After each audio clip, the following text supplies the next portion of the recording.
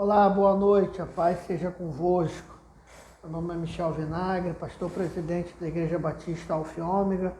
Estamos aqui dando continuidade ao estudo da Palavra de Deus no livro de Gálatas. Hoje nós vamos entrar no capítulo 2 do livro de Gálatas.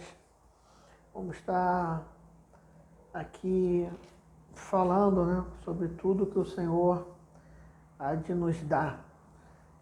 Nós estamos na primeira fase falando da narrativa das experiências de Paulo.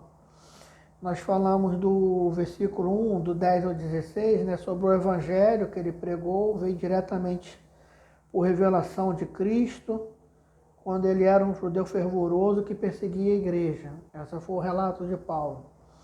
O segundo, por vários anos, permaneceu longe da igreja de Jerusalém e trabalhou independente dos outros apóstolos, que é Gálatas, 1 do 17 ao 23. E agora do Gálatas 2, do 1 ao 5, que nós vamos estudar hoje, Paulo vai estar falando sobre que ele esteve sob a direção divina em seu labor entre os gentios, ou seja, tudo que ele fez entre os gentios foi no meio da direção divina. E no caso de Tito, um grego havia insistido em que ele deveria estar livre da observância da lei. Então a gente vai estar trabalhando aqui sobre o desagrado que aconteceu com Tito, para mostrar o ranço da religião. Gálatas ele começa realmente bem crítico ao modelo judaico. Modelo esse que infelizmente muitas igrejas querem voltar, não sei porquê, acho que é glamuroso, mas a graça de Deus é uma dispensação. A lei foi outra dispensação. Importa que hoje nós estamos na graça, não na lei. Então vamos ler agora a Gálatas 2, do 1 ao 5.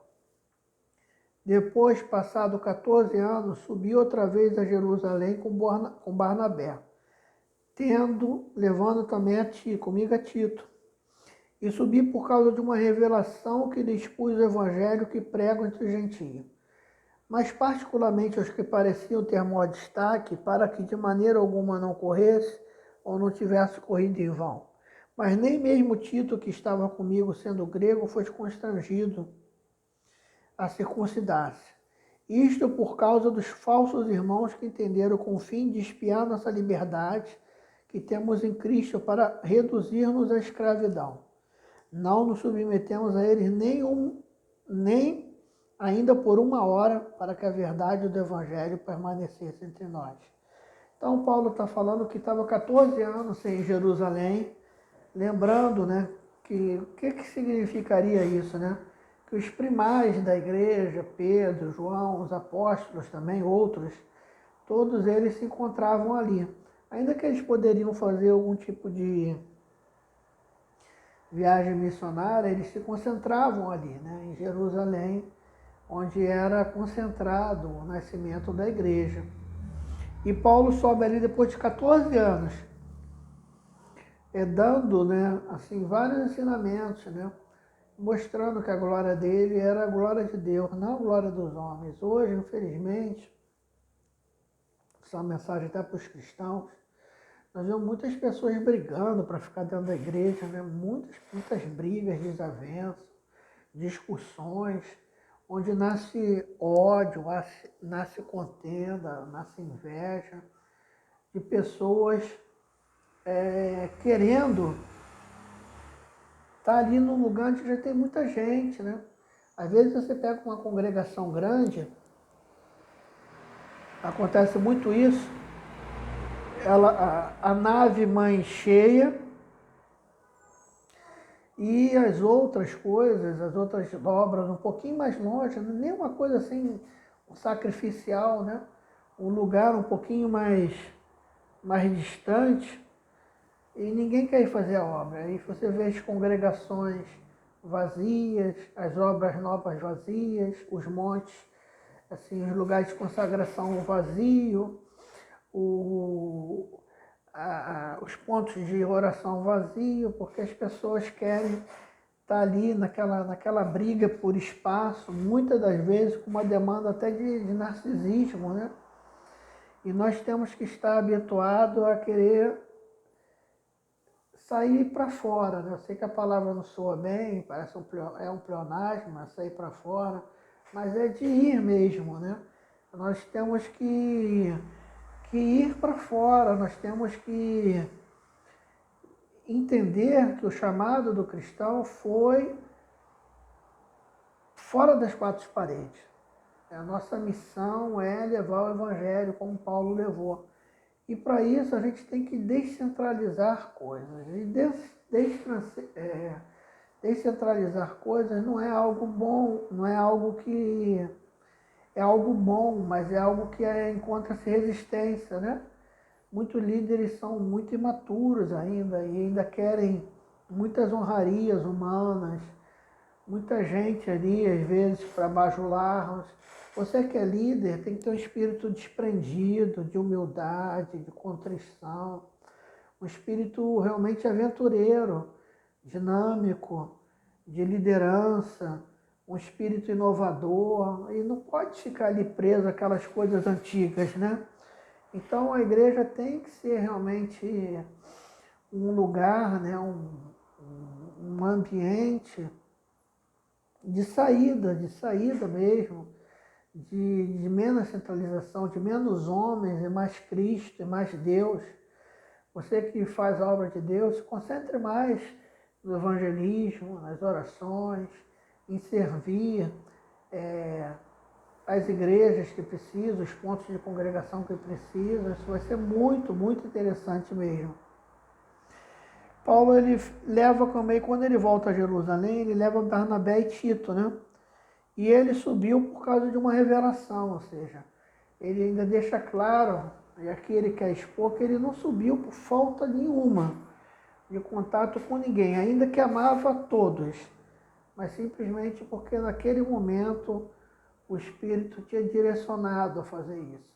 Você tem que nutrir um espírito de desprendimento, de descentralização, mas não também ficar igual muitos, né?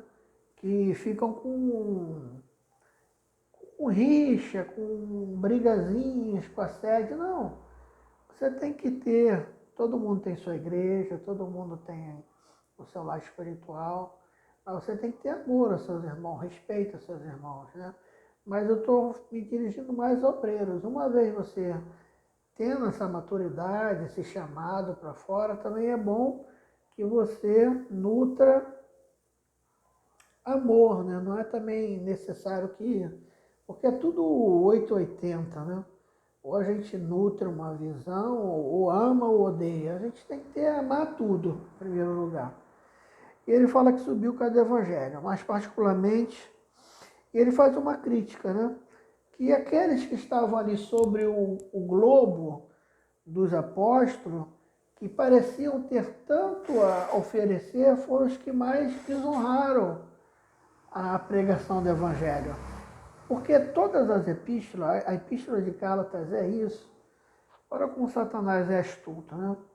Jesus veio cumprindo a lei, cumprindo no sentido de cumpri-la, encerrá-la, para que com a sua morte e a sua ressurreição passássemos a andar na graça de Deus.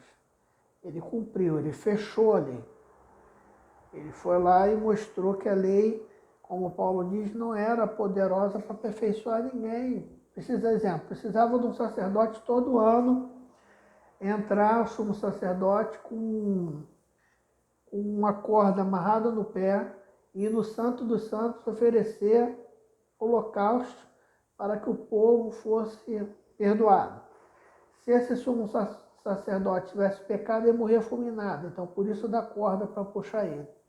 Cristo entrou uma vez por todas nos santos dos santos e se fez sacerdote por nós e ofereceu de uma única só vez uma única oferta e nos aperfeiçoou para sempre. Por isso que o autor da Casa Hebreia vai falar que ele foi da ordem de Melquisedeque.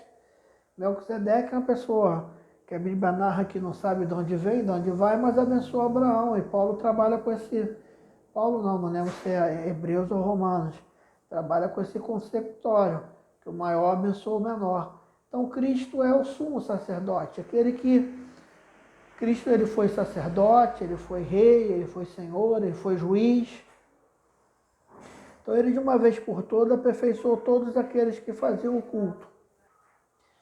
E aí quando Cristo implanta o Evangelho, é isso que eu quero que vocês entendam, ele implanta o Evangelho livre de fardos, porque a religião ela impõe fardos. O religioso ele impõe fardos a outras pessoas e por trás desses fardos é uma falsa santidade. Só não pode sorrir, ela não pode se vestir de tal jeito, ela não pode passar um batom, ela não pode falar com o familiar, ela não pode ir no churrasco da família, ela tem que dar, ela tem que tocar naquilo, ela tem que fazer aquela campanha. São fardos que Deus já nos levou. Aprender de mim que suave, olha suave, o jugo é leve.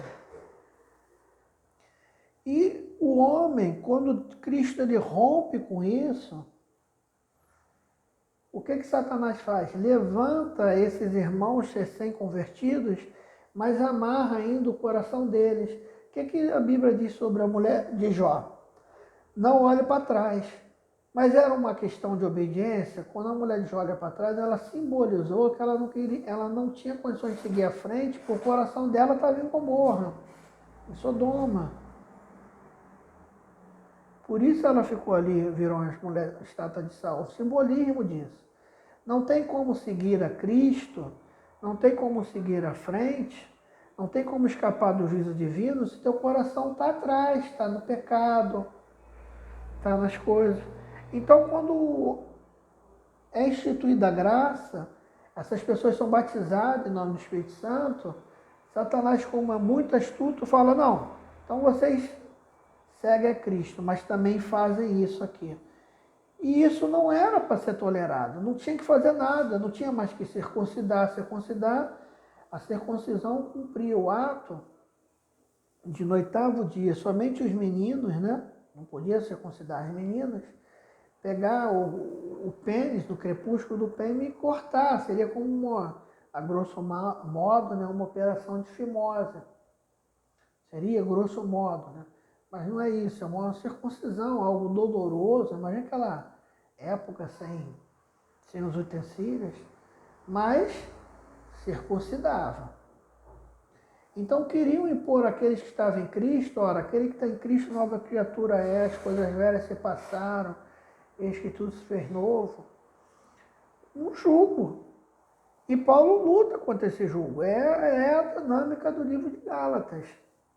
Então, olha o que acontece nesse caso. Né? Ele sobe, depois de 14 anos, por revelação, porque Deus está em todos os lugares, Deus não está só na igreja, ele estava pregando o evangelho aos gentios, Deus estava ali operando maravilhas, curando, libertando.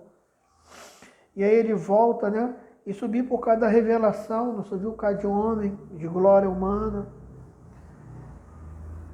Mais particularmente que pareceu ter maior destaque, de maneira para que não conheça, não tivesse ocorrido em vão. Mas nem mesmo Tito, que estava comigo, foi surpreendido. E por que eles falam isso?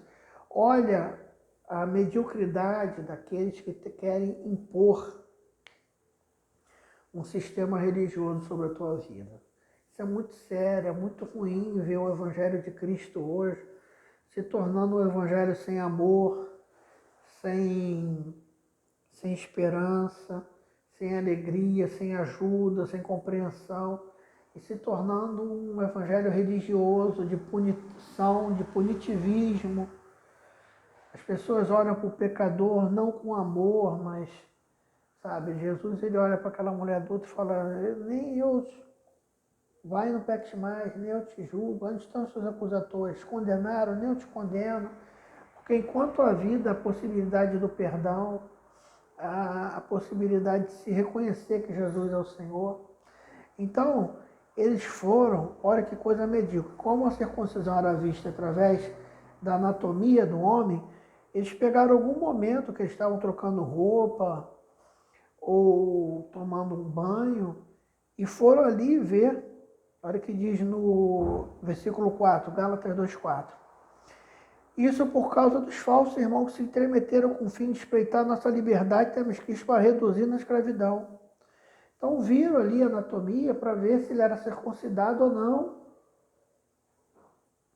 Então olha, as pessoas, ela entra na tua vida, ela não quer saber a tua luta, ela não quer saber a tua dor, ela não pergunta se você está alimentado, se você tem trabalho, ela não pergunta o que pode ser feito, muito mal ora e muitas das vezes orações se tornou até um covil de fofoca, mas elas estão ali para lhe imputar coisas, para lhe imputar julgo, para lhe impor cobranças.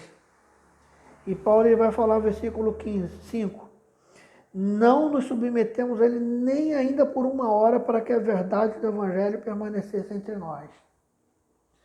Que você não se submeta a nada que roube a felicidade de Cristo, que nada que roube a glória de Deus, não se submeta a maldições impostas por homens, não se submeta a julgamentos.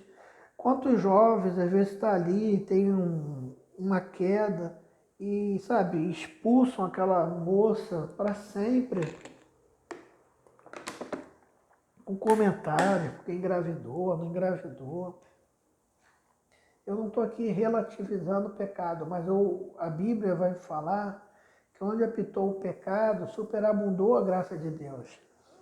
A Bíblia me orienta a não julgar, ela não me dá, ela nem relativa a isso, ela não dá autoridade de relativação e não dá autoridade a homem julgar a outro. Então, o único exército, quando a pessoa está deitada, pisa, não estende a mão. A coisa mais linda de uma guerra é o soldado que carrega o outro. Tem até alguns informes de guerra que os vietnamitas, né, preferiam não matar os norte-americanos, mas ferir na perna, porque um soldado ferido prendia 2, outro. Prendia 3, né, às vezes 2 para carregar. Porque não é de praxe um exército deixar os seus soldados mortos pelo caminho. Mas nós somos desunidos, nós deixamos nossos irmãos ali morrer espiritualmente, não ajudamos, magoamos e não podemos fazer isso em prol de uma santidade, de um padrão, sabe, que não seja. A Bíblia não nos orienta a isso, a Bíblia nos orienta a orar por todos, a ajudar os que necessitam, a estender a mão e a não confundir o Evangelho de Cristo com tradição humana. Que Deus fale melhor o seu coração. Estaremos dando continuidade, se Deus quiser, na quarta ou na quinta-feira que vem. Vamos orar. Bendito Deus, eterno Pai, muito obrigado por essa palavra pregada, ouvida. Fala conosco nessa noite. Visita, Senhor, cada enfermo da tua casa, cada pessoa que precisa da tua palavra. Essa é a minha oração em nome de Jesus.